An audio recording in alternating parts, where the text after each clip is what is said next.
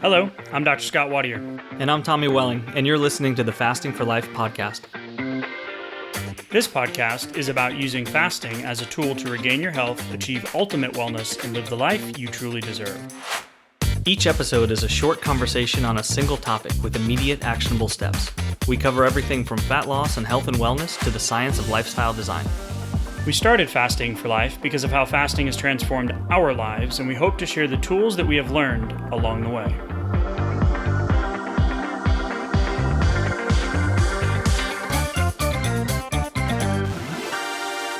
Hey everyone, wanted to hop on real quick before we get into today's episode and let everyone know that the next 7-day fasting lifestyle challenge registration link is live. You can go to the show notes, click the link for more details, or you can go to www.thefastingforlife.com/live.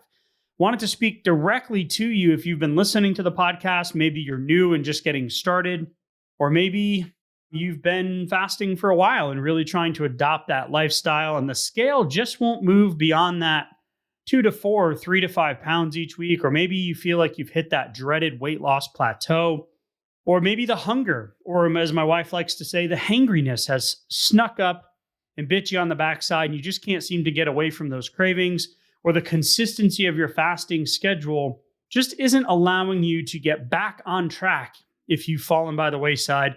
This 7-day lifestyle challenge is exactly for you.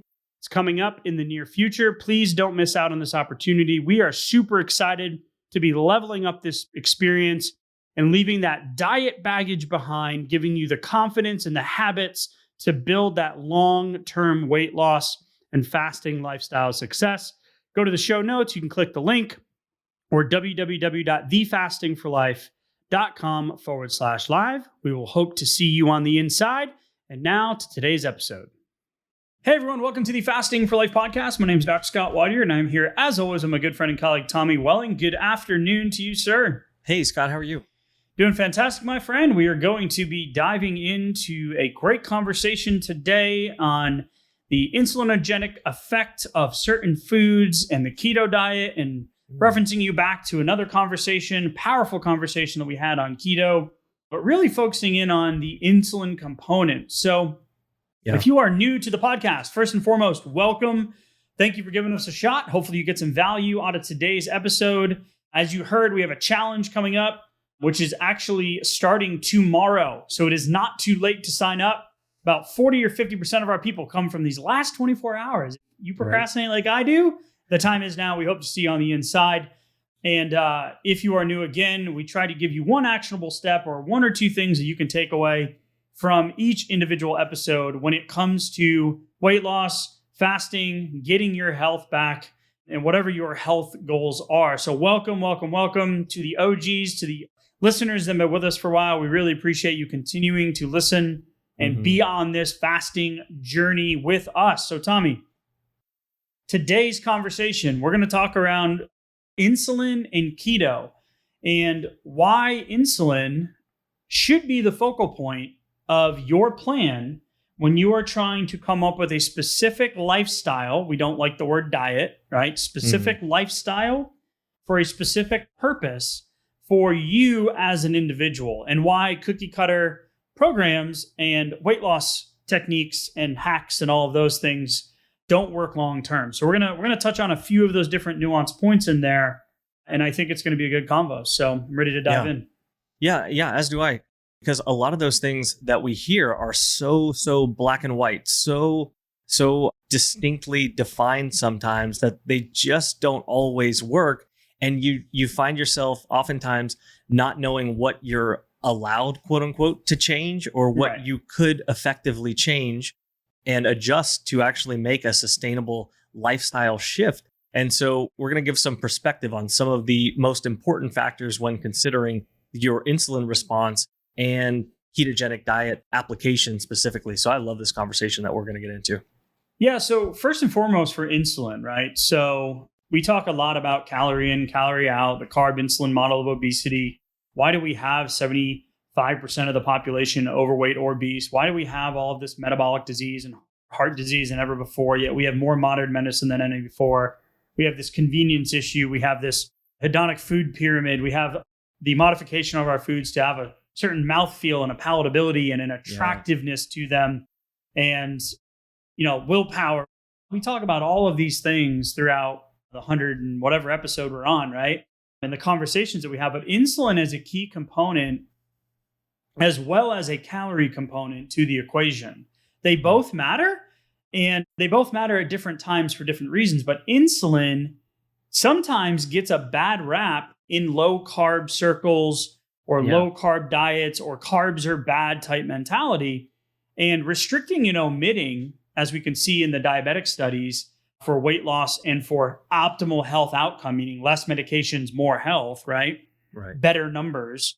They don't equate, right? So long-term restriction and omission, the weight comes back. The study on 12% of people, and we've referenced a couple of podcast episodes on this, are metabolically healthy, and only 5% of people keep the weight off after 2 or 3 years. Sure. So we have more information, more stuff than ever before, and insulin sometimes gets a bad rap in certain circles, and it can be oversimplified. So there's more to weight gain than insulin, a lot more.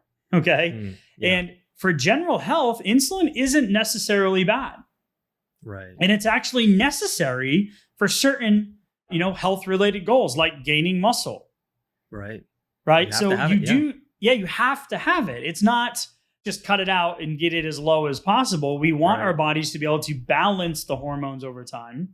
Yeah. And keto isn't just about general health. Keto is about a very specific metabolic shift where you go from burning glucose as a sugar supply or the breakdown of glycogen in the liver or a energy dump from your muscles, your skeletal muscles, right? Sure. It's a metabolic shift where if your goal is ketosis specifically, then yes, insulin is bad. But overall, we want balance. And that's where the sustainability piece comes in because insulin does suppress ketone production. But the ketogenic diet is a slippery, tricky little beast. Right. And we did a whole episode on that, and we'll reference that here in just a minute. So the first thing that we want to talk about is, eating for low insulin, but then also the protein component.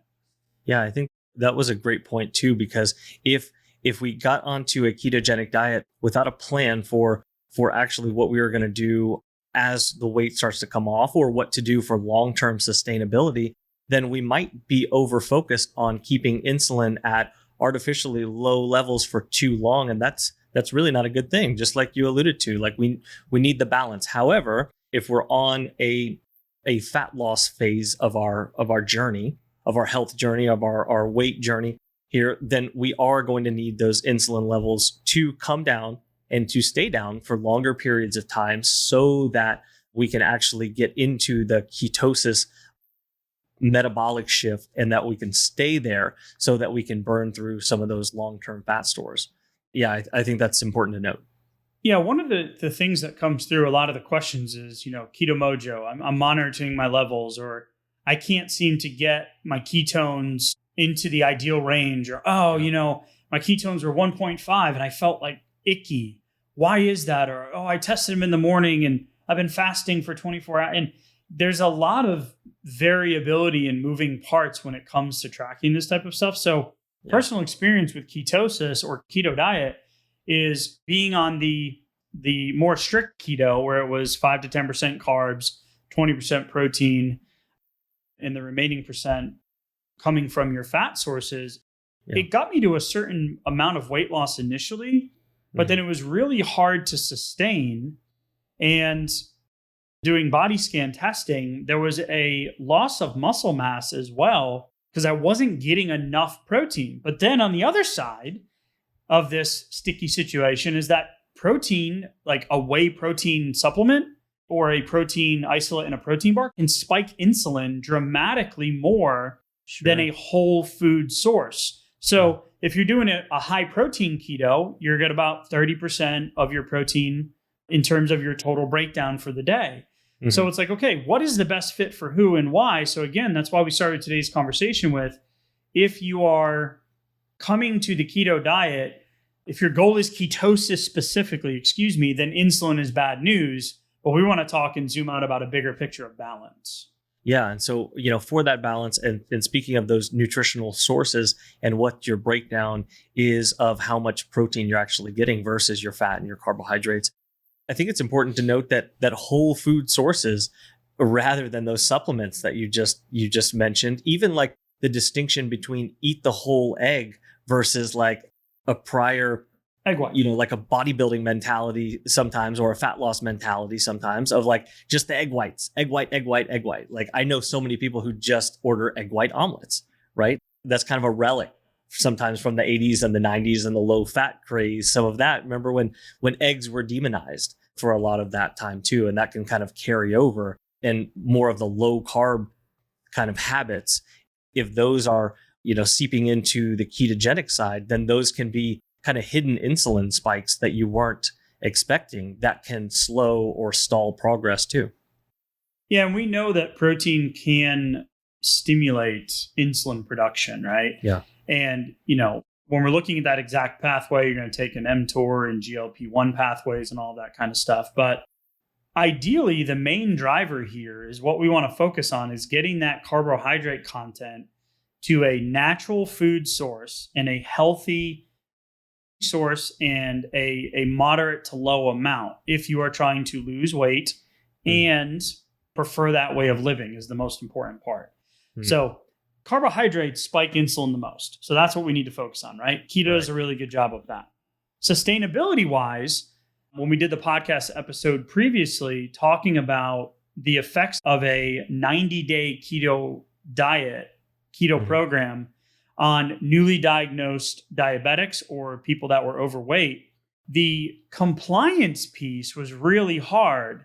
And we saw another study that we're going to talk about here in a second about polycystic ovarian syndrome, PCOS, where keto has been shown to have really great results with that as well. We're talking like a 70% reduction in fasting insulin, right? Like massive change, but only like a small, tiny little handful of people were able to make it to the 6-month mark. Yeah.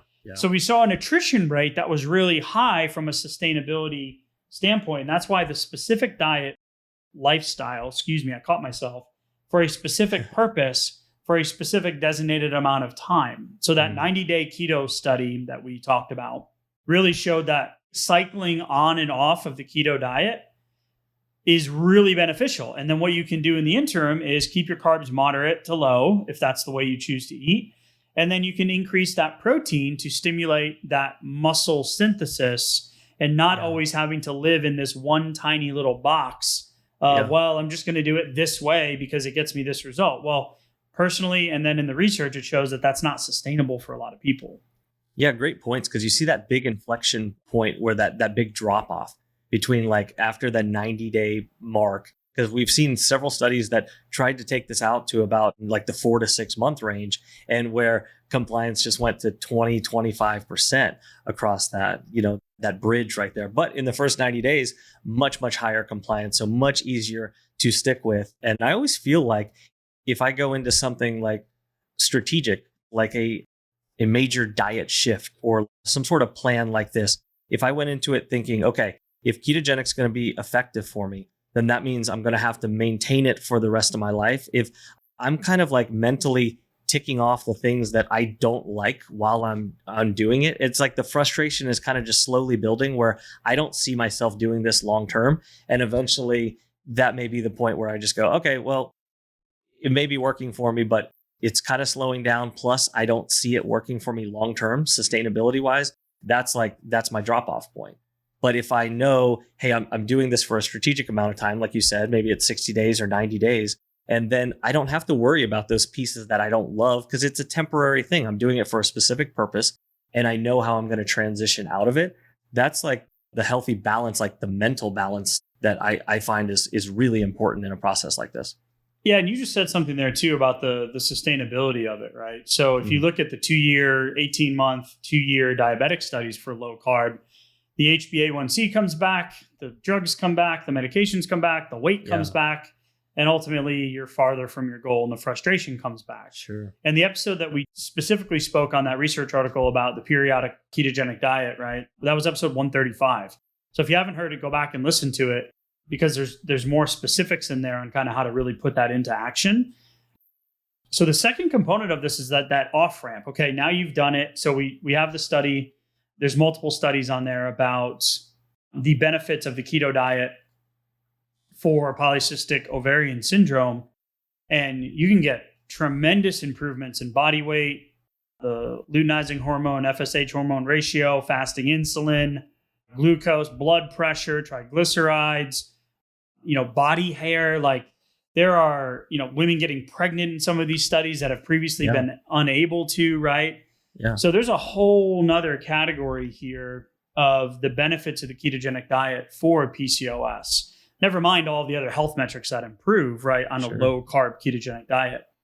So when we're specifically, talking about, ramping out of these things or cycling through them, it's really going to come down to making sure that you're putting foods that you enjoy into your day-to-day, eating lifestyle, not completely restricting and omitting, but getting natural food sources, less refined processed foods, and really looking at it where as you can start to decrease the keto portion, right? The fat portion is switching over to more fattier cuts of meat, like a ribeye. Yeah. Right. So you're going to be upping your protein, keeping your carbs low to moderate, which is very common, especially if you're trying to undo, diabetes, prediabetes, metabolic syndrome, blood sugar related issues. We recommend sticking there. Yeah. Now, if you're a lean athlete and you've got performance and things you're working on and building muscle and gains and that kind of thing, then you're obviously going to want to, as the leaner you get, the less visceral fat you get, the more carbohydrates you can safely have, right? Not the refined processed stuff. Again, the stuff, the natural whole food sources. But as you're starting to look at ramping out, is you're going to want to increase your protein.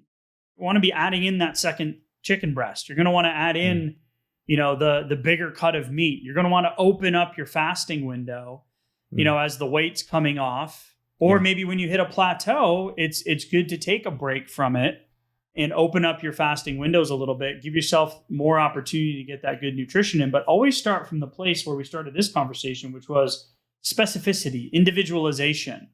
What does that sustainability look like for you in the long term? Yeah. And what I really like about what you just said was thinking about it as how are you going to exit out of it, which is going to include how do I work this into my fasting lifestyle as well. And which is a big part of how you implement your ketogenic diet cycle as well. Because if I'm going to bring in this ketogenic, these kind of macro profiles to lower my insulin response, well, like what's my superpower against my insulin response? Well, it's my fasting too, right? It's my consistency with my fasting. And so as I can bring up my consistency within my fasting lifestyle, then I can put that together with something like a strategic short to midterm ketogenic diet. And then now I have superpowers where I can lower my insulin response. I can tap into my long-term fat stores, right? And I can start doing this in a way that I was not personally able to do before understanding fasting, because just bringing in ketogenic foods and a ketogenic lifestyle, I was at a point of insulin resistance that I wasn't able to move the needle, even with very, very strict compliance going into multiple months of eating a ketogenic lifestyle. And I was only able to move the scale, just by a few pounds, and then quickly plateaued from there. And I remember talking to you about, the fat bombs and the other things like that kind of come into the ketogenic world that are really, really popular, but not necessarily helping if you're looking to actually move the scale, right? Yeah, one of the pitfalls too, you just alluded to there, is making sure that you don't have too little protein, right? But you want moderate protein. So really keto should be lower if this is the lifestyle that you choose, right? This is something that you can see that's going to work for you. So if you're not in the, I'm going to cycle on and then go back to a more moderate balanced plate, then if you want to live the keto lifestyle, then make sure that you're keeping the carbs low, right? But you have moderate protein. So you're still going to get insulin reducing benefits, but you're also going to have adequate protein to allow you to keep your lean body tissue, stay metabolically healthy, stay satiated, because fat and protein have satiating effects, but specifically making sure that you're going to be able to cycle in and out of ketosis and also have options or availability of different foods. Because I don't know about you, but sustainability gets boring after a while. Like you got to mix it up, right? Like, Yeah. okay, so, well, I can't have that, or that. So what can I have? Well, you need to make sure that you have enough things to pull from your list in terms of the different macro breakdowns. So really, keto is going to get you significantly reducing the fasting insulin, but making sure that we're having moderate enough protein for that sustainability and satiety piece. Yeah, I think that that's a really important part too, because even just looking at the recipes that you normally go to, like during a keto cycle, let's say, if you want to call it that, just kind of swapping out, what are those food swaps that I can make, right? What are those things where I don't have to necessarily feel like, oh, well, I've cut out all these different foods, because let me make some strategic swaps here. And then I can feel like I'm still able to have some of those foods. Like there's some really cool pizza swaps, like chicken crust pizza, and other cool things like that. You can get really creative with it and not really just feel like you've stopped some of those foods that you have a connection to, or, maybe they led to some of the weight gain in the past. You don't necessarily have to feel like you just blocked yourself off from everything that you enjoyed, right? Yeah. And it's so key. Like there's so many little ahas that can happen as you start to like stumble through this stuff and figure out you don't have to be 100% perfect on your plan, especially frustrating if you're not getting the result, right? So as we kind of wrap up today's conversation, go back and listen to the previous episode on the periodic ketogenic diet for newly diagnosed diabetics or overweight individuals. That's episode 135. Yeah. Make sure that if you are going to be using keto long-term, that you're going to be making sure that you have a moderate amount of protein, which is still going to give you the insulinogenic decrease, the insulin decrease, to get the weight off and increase your metabolic health overall. Watch out for those low-fat dairy options, right? Yeah. The egg white versus the whole egg. Eat the whole egg, right? Yeah. Make sure you're increasing some of those fattier cuts of meat so you can get both the protein and the fat. And just be aware of the supplementations like the whey proteins too. Try to get your stuff from, the bars. Try to get your stuff from the whole food supply or whole food source. And as we wrap up today is really, dialing in your fasting windows. The easiest way to reduce insulin is not worrying about keto. It's to stop eating anything and it's to fast. Yeah. The fastest decrease in insulin. And for some people, you're going to hit a wall around 16, 18 hours. And you're going to have to build up your resistance. You're going to have to build up those fasting muscles. Yep. As the cravings tend to balance out, et cetera. And then maybe you're, at a plateau and you're at that 24-hour mark and you're like, I can do one meal a day, but it doesn't excite me anymore. Okay, it's time for a change. It's time to push past, time to do a 30-hour fast. If you're trying to reverse blood sugar issues, make sure you're getting in one of those 36-hour fasts at least once a week to get your blood sugar numbers to come down. You can combine that with keto and then see the fasting insulin come down like we referenced in a couple of articles that we referenced today. Yeah. But it's that give and take. It's that constant reflection on what's working and what's not. But there should be an excitement to it, which leads us into the challenge that's starting tomorrow because we are super pumped, man. An incredible group of people have signed up already. It's not too late if you're listening to this going, oh, okay, now I'm more confused than ever. If the plane didn't land for you this episode, come on in, click the show notes, get the information, sign up. And as we exit today's conversation, Tommy, final thoughts as we wrap up. I really think that, again, where we started today, which was the purpose of today's conversation, which is putting some intention into why you're making the decisions you're making and are they sustainable for me as an individual? Yeah, and just the fact that there are other levers, even if you haven't pulled them just yet, there are other things that you can do to take your journey to the next level right here. So I just love this conversation. Ketogenic can be a powerful, powerful tool, especially when combined with solid, consistent fasting. So get your ketogenic skills up and get your fasting skills up and watch some new results come. So it's awesome. I love this conversation. Thank you. Awesome. All right. You guys know where to find us. Go to the show notes, click the link if you want to sign up for the challenge. You can also join the Facebook community. That link is also in the show notes as well. That keto episode that I referenced, Tommy, earlier, the episode 135, in the Facebook group, we actually have our keto recipe pack. So if you want to Yeah. get that, you can go ahead and grab that as well. If you want all of our recipe packs, you get those when you join the challenge, and they are yours to keep. Cool. So we'll dangle the carrot just a little bit there at the end. Tommy, as always, thank you for the conversation, sir, and we will talk soon. Thank you. Bye. So, you've heard today's episode, and you may be wondering, where do I start? Head on over to thefastingforlife.com and sign up for our newsletter, where you'll receive fasting tips and strategies to maximize results and fit fasting into your day-to-day life. While you're there, download your free Fast Start guide to get started today. Don't forget to subscribe on iTunes, Spotify, or wherever you get your podcasts. Make sure to leave us a 5-star review, and we'll be back next week with another episode of Fasting for Life.